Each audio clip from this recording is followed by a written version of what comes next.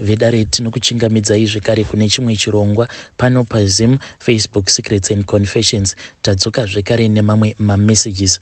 Rekezai tibva tapinda mumamessages edu atadzoka takakubatirai. Message edu ekutanga yakamira sekudai so: hanzi makadii zvenyu mukomanashi, ndinokumbirawo kuti munge muchindiposterawo nyaya yangu makavikawo chitupa changu yangu nyaya mukoma yakamira sekudai so. Inini pandakauyawo kuno kuSouth Africa takatoitawo zvekutongodanwawo nevamwe tete ava ndivo mutevedzani wabhudhi vangu. Saka tete vangu ava munhu panguva yacho iyoyo yekutoti waitoona kutoti tete ava vane madhiri avari kutsikisa, but iye Mukwasha ainge asina zvake maziso ainge akavhurika. Mukwasha ainge achivimba navo tete ava too much. Takatanga tichagara navo tete ava. Saka tete ava semunhukadzi ndaivaona kuti vaiva nemamwe mamessages ekuti vaingomapindura, ende vachitomapindura kona reziso ravo vanenge vakatarisa kuMukwasha vachiona kuti Mukwasha haasi kuvatarira here. Ende ndakabva ndavabatira meti dzavo ndikati tete ava kunyepa, vari kuita zvechihure. Then one day kwainge kusina magetsi, tainge takatogara zvedu pamoto tichingotandara. Kwakabva kwazopinda imwe call iyi payakapinda tete vakabva vashaya kuti voita sei, because I think kuti vainge vakanganwa kuisa foni yavo pavibration, because foni yavo yaigara iri paflight mode kana kuti iri pasilent, but musi iwoyo payakaringa vakatovhunduka vakaita sekunge vachaidonhedzera mumoto. Saka vakati vangodaira call iyaya ndikabva ndazwa vakutaura neumwe munhurume. Immediately tete vakabva vazoti kwandiri, muroora foni iyi munhu uya wandakakuudza kuti ari kuda munhu wemapeace job ndiye uyu afona. Vakabva vaita sekunge munhu uyo ainge achitaura ainge ari muSouth African, even though panguva iyoyo ndainge ndisati ndabata mets, but ndega ndakabva ndaona kuti munhu uyo ainge achitaura toni yake ndiwe kumusha chete munhu uyo, even though I was still new muno muSouth Africa. Ndakabva ndataura navo baba vaya mukoma ndichingopindurawo zvezvezvo kuti ndaishaya kuti ndodii, but murume uya akabva ati mangwana chaiye ndikuda kuti unge uchiuya kupeace job. Iyewo anoratidza kuti ainge atobata mets kuti ivo tete pavainge vari panzvimbo pacho painge patori nema1 ainge aripo. Ndakangodavirira mudenga ndokubva ndazodzoka paya patainge takagara zvedu pamoto. Then vatete vakabva vati ati kudii nhai muroora. Then ini ndikabva ndati vatete ati mangwana chaiye ndikufanira kuti ndinge ndichizomukira kupeace job. Vatete vakabva vati it is fine, ndinofanira kuti ndinge ndichizokuperekedza ikoko kupeace job kwacho.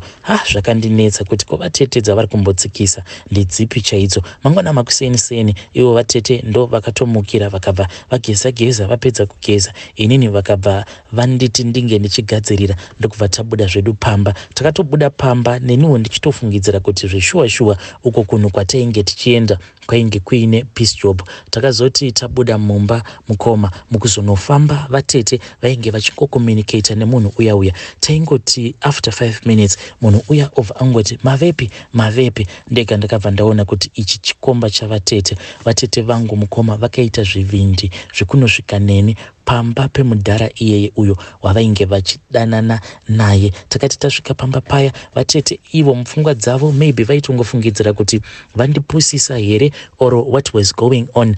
Saka mukomanashi takati tichinosvika pamba pechikomba chavatete, ivo vatete I think kuti mupfungwa dzavo vainge vachingofungidzira kuti inini ndakapusa here or what was going on, because ivo vaizama kupretenda kuacta as if ivo vainge vatongonditsvakira peace job. But ndega ndakabva ndaona kuti pamba panapa pamba pechikomba chavatete. Zvadaro mukoma ndakabva ndangonyarara zvangu ndikabva ndangozviita benzi ndikati this was none of my business. Ndakabva ndaitiswa zvimapeace job zvefake. Ivo vatete vainge vakangogara zvavo pasofa vachiona maNigerian movie. Makambozviona kupi naye mukoma zvekuti iwewe unotora muroora wako obva wati uri kuenda naye kupeace job kumunhu uyo wakamutsvakira peace job. Masvika kuya kupeace job pamba pacho hapana kana mukadzi iwewe wobva waita zvivindi zvekunopinda mubedroom memurume wacho iyeye uchitanga kuburitsa nhumbi magumbeze, iwewe instead yekuti unge uchibatsirana nemuroora wako kuti munge muchiwacha muri mose, wobva watogara zvako pasofa kutozviita amai vemba. Ndakangoti nhai tete, zvivindi zvose izvi muri kuzviwana kupi? But aiwa, ndainge ndichingozvibvunza zvangu mumwoyo mangu. Takazoti tapedza peace job iyaiya, ndakabva ndapiwa mari iyaiya yekutoti yainge iri yevhara muromo. Ndokubva tazodzokera zvedu kulocation kuya kwatainge tichigara. Aiwa, murume wangu akabva afadzwa nayo mari iyo. Aiwa, takazoti tasvika kulocation ndokubva ndaratidza zvangu murume wangu mari. Takazotobatanidza mari iyoyo ndokubva tazotsvakawo karumu kedu, tikabva tatanga kugara kukarumu kwedu. Asi zvataiwanzokuita ndezvekuti inini ndaienda ndobva ndanobika, then usiku kana tapedza kudya tobva tazodzokera zvedu kukarumu kwedu tobva tanorara. Nekufamba kwenguva pakabva pazombobuda imwe scandal zvichinzi Vatete vainge vahura, but Vatete vainge vari mufast manje. Mene kuti metsi dzacho vakadziendla sei, but ivo vainge vatori nechikomba mumba panguva iyoyo pavakasvikirwa nemukwasha pamba. But vakabva vati Mukwasha asati avhura gate ndokubva vamhanya vakamupa mari, vakabva vati ndiri kukumbirawo kuti unge uchienda kunonditengerawo madomasi. Saka iye Mukwasha paakadzokera kuchipaza achienda kunotenga madomasi, chikomba chiya chikabva chatobuda. Ameno maybe Vatete navo vakadyisa Mukwasha uyu because iye angadai akanyuma mani kuti there is someone in the house.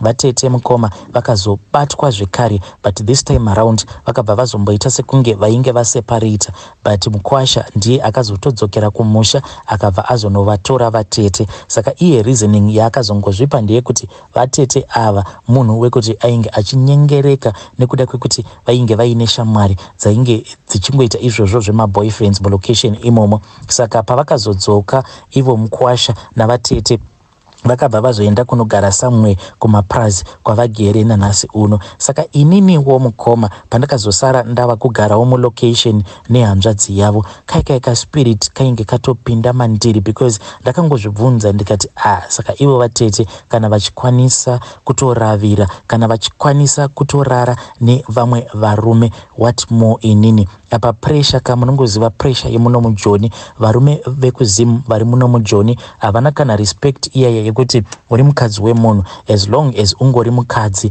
muno mujoni vanenge vachitongoza malaki. Saka it then happened kuti ndakabva ndazotanga kushanda pane rimwe prize, apa murume wanguwo ainge achishanda kune rimwe prize. Saka zvakabva zvazotanga kuti affect because murume wangu uyu dzimwe nguva aienda kubasa, dzimwe nguva aisaenda kubasa. Apa inini nekufarirwa nemaforomani plus kungonyemwererawo kana foromani akunyemwerera, izvi zvaizokonzeresa kuti ndinge ndichizoshanda on a daily basis. Saka pane umwe muchinda uyo ainge aine motikari yainge ichititakura. Muchinda uyo mukoma ndiye akazondisvitsa shoko rerudo, shoko rekuti kana ndega mukoma ndakanzwa moyo wangu uchiita kakunyorovera so because mashoko iwayo ndainge ndakapedzisira kumanzwa kudharadhara, and in this relationship inini ndainge nditongoriwa muroora uya wekuti anotongotongwa nehama dzemurume. Chose chinenge chataurwa naVatete kana ndikasachiita ndaibva ndateretenewa, ndobva ndatanga kutukwa zvezve zvekuti ndinenge ndichingonzi uchazviona chete patinodzokera kumusha. So ndaiva munhu uya wekuti ndainge ndisina kana peace of mind. Apa murume wangu a very long time ago ndainge ndakamuudza kuti zvinhu izvi zvauri kundiitira mune ramangwana zvichati affectera marriage, zvekuti chose chinenge chataurwa nasisi vako iwewe unobva wangozvigamuchira. Kana sisi vako vakakuudza kuti ndiri muipi, iwewe unobva watopinda mumba wakatsamwa, dzimwe nguva uchitoti uri kuda kundirova. Wadii wangotevedzera zvandinenge ndichida kuti inini zvinge zvichiitwa mumba because unorara neni haurari nehanzvadzi yako. But murume wangu iye ainge achingobhilivha kuti zvaanenge achiudzwa nehanzvadzi yake ndo zvinofanira kuti zvinge zvichiitwa mumba make. Patainge tichiri kuzimu Vatete ava mukoma ndaiva respecta sei, but takazoti tava kuno kujoni kubva zvandakazoona unhu hwavo mukoma, respect iyaya yandainge ndiinayo mumwoyo mangu yakabva yango disappear. Ndakabva ndatongotanga kutongoona kuti vatete vangu ava ritongoriwo bhishu rinotongozvifambira richitongowandawo zvaro nechechi. Saka neniwo mukoma ndakabva ndatongoona kutoti kana vatete vachikwanisa kuita zvechibhishu what more inini, nekuti hanzvadzi yavo ainge asingakwanise kundipa zvandinoda at the correct time. So then murume uya akazoti andisvitsa shoko mukoma, akandisvitsa shoko sanhasi mangwana acho. Ndakati tiri kubasa, takati tava kuda kuenda palunch, iye akabva ati what do you want, because ndatumwa nemurungu kutown, what can I bring for you baby. Ende mukoma ndakabva ndangoti nditengere foni, ndainge ndichingotamba naye. Saka akazoti adzoka kutown akabva ati ndakutengera foni yako. Ndikati foni, ende foni yacho yakanditengera cash yainge iri Samsung 812. Apa panguva yacho ndainge ndichitongoshandisawo chistylo zvacho chainge chakatoparara. Mukoma pakati ndakutengera 812 ndakaita sekunge ndichajamba, but ndakabva ndaona kuti patainge tiri kuti ndinge ndichiratidzira kakufara zvainge zvisingaiti. Apo ainge andidana kuti ndinge ndichimubatsira kuburutsa mimwe mishonga iyo yainge aenda kunotenga mutown. Saka akabva anditi chingoenda kumberi obva wanotarira padashboard wotora foni, but zama kuti unge uchiiviga isazoonekwa nevanhu. Mukoma ndakabva ndaenda kumberi kuya ndikanotarira, ndikaona zveshuwa munhu ainge anditengera foni. Apa kuseri kwereceipt kwainge kwakanyorwa kunzi I love you my wife, can you be mine. Mukoma ndakabva ndangotsvakawo pen ndikabva ndanyora ndikati I am already yours my husband. Ndokubva ndazomupa receipt iya, akangobata receipt rwuya ndokubva atarira zvandainge ndanyora akabva anyemwerera zvake. Mukomana takabva tatanga kudanana mukoma.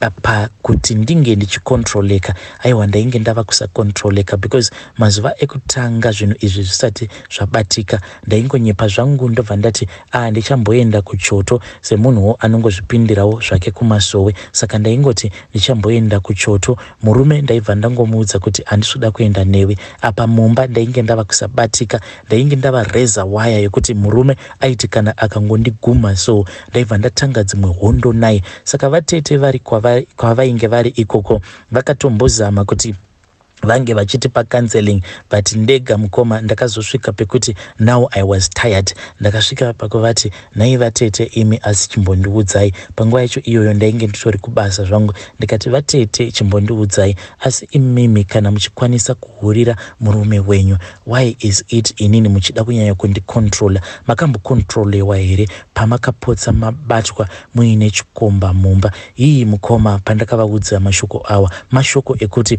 vainge vasina kana kumbomatarisira zvezviya zvekuti munhu unoti kana ukatukwa nemuroora wobva waforwarda mamessages unenge usati watukwa, ukanyatsokutukwa mukoma unonyatsokudzikama wobva wati hlo. Ndo zvandikaitika ipapo. Vatete vangu vakadzikama vakanyatsokuti hlo, ndokubva vati zii, vakabva vandibloka.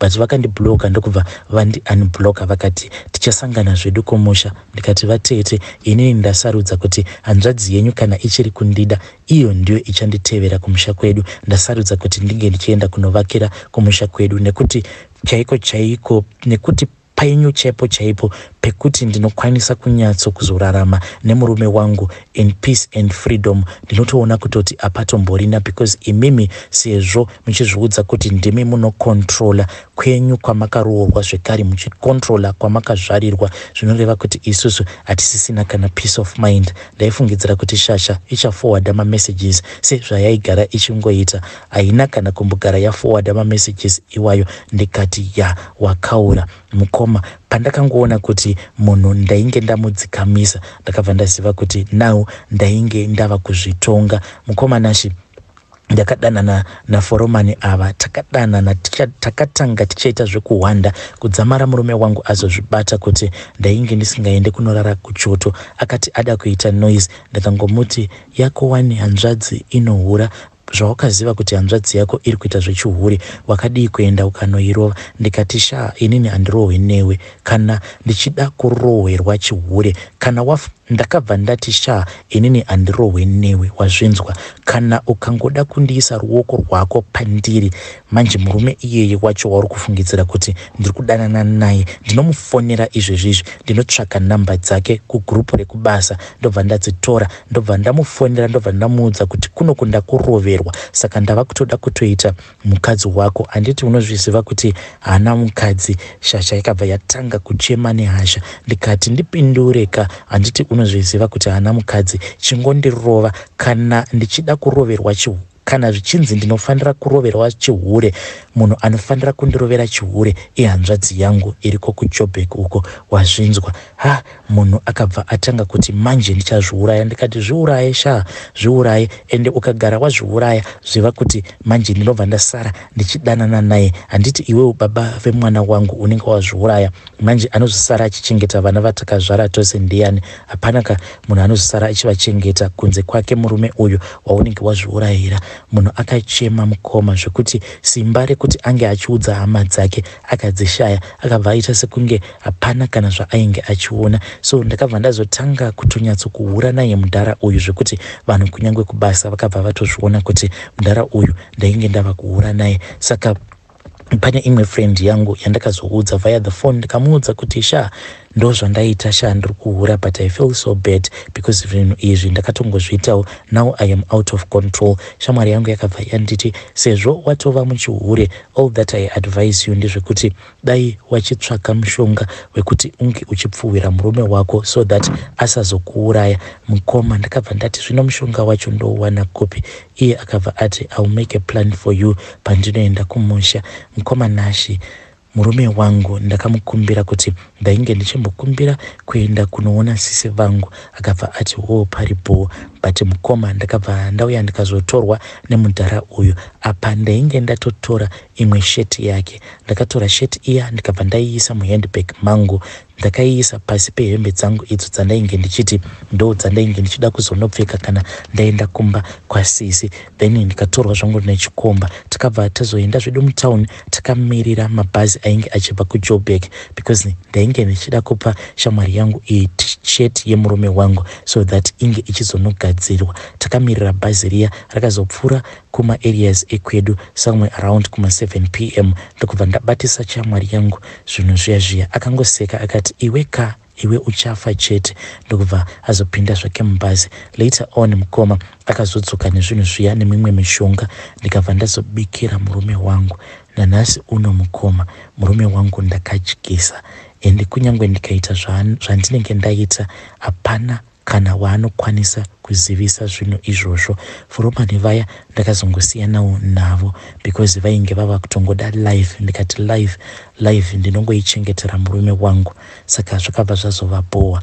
Ndikati ngatirambanei, ndikabva ndazowana someone else. Pari zvino ndinodanana zvangu noumwe muchinda but muSouth African, mupurisa. Vedare ndo message iyo yandakatumidzirwa ichibva kuna vahanzvadzi vedu. Hanzi vatete vangu ndakavadzikamisa kuti akomanaka zvakaoma hazvo vedu we.